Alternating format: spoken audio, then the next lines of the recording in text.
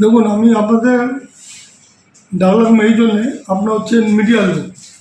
আর media হচ্ছে দেশের সেবা করার জন্যে নানা রকমের খবর আমরা মিডিয়া থ্রুতে পাই, ভালো খারাপ যাই হোক আমরা বুঝতে পারি আমাদের দেশে কী হচ্ছে না হচ্ছে।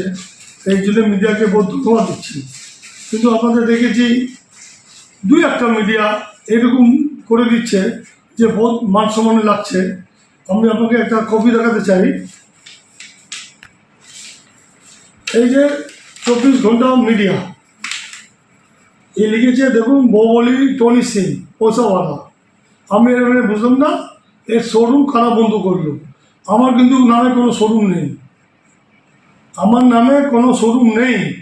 তা এইটা উনি লিখলো, এটা কিন্তু আমি বলছি না সব মিডিয়া খারাপ, কিন্তু আপনাদের কাছে আমি এটাই রিকোয়েস্ট করছি কি আপনারা এই ব্যাপারে মিডিয়া এক হয়ে দেখুন, যে মিডিয়া যে এত বাজে জিনিস এত বাজে লিখছে, মান সম্মান লোককে একটা বিশ্লেষণ করছে।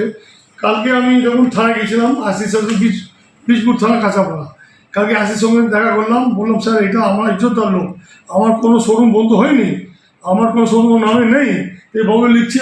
তা স্যার বললো না আমি নিশ্চয়ই ব্যাপারটা দেখবো। তা উনি খুব দেখলেন, মানে মেজবাবুকে ডেকে আমাকে রিসিভ করলেন। ওই আশিস স্যার বললেন কি আমি এটা নিশ্চয়ই এই ব্যাপারটা দেখব। তো আমি আপনাদের এটাই রিকোয়েস্ট করছি, এই একটা মিডিয়ার জন্য, দুটো মিডিয়ার জন্য আপনারা এত ভালো কাজ করেন, আপনারা এই অ্যাকশনটা আপনারাও একজুট হন, আপনাদের মধ্যে সব একজুট হয়।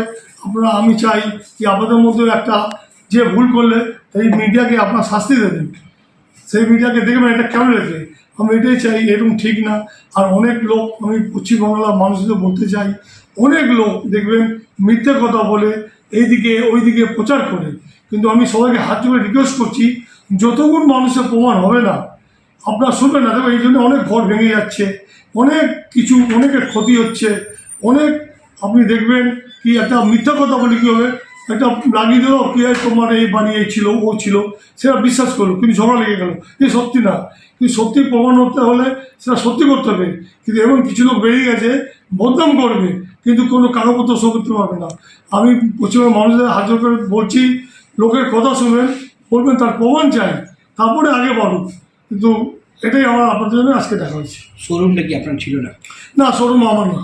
তাহলে বারবার আপনার বিরুদ্ধে কেন এই মানে ষড়যন্ত্র করা হচ্ছে? তো এটাই তো দুঃখের জন্য আপনাদের ডেকেছি, থানায় গেছি।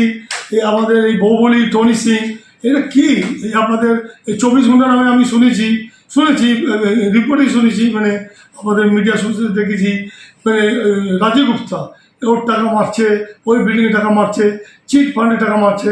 আর আমার বাড়ির আমার আপন দাদা একটা থানায় এফআইআর করেছে, কাঁচাপাড়া এফআইআর করেছে রাজীব গুপ্তা ওর বোন নামে।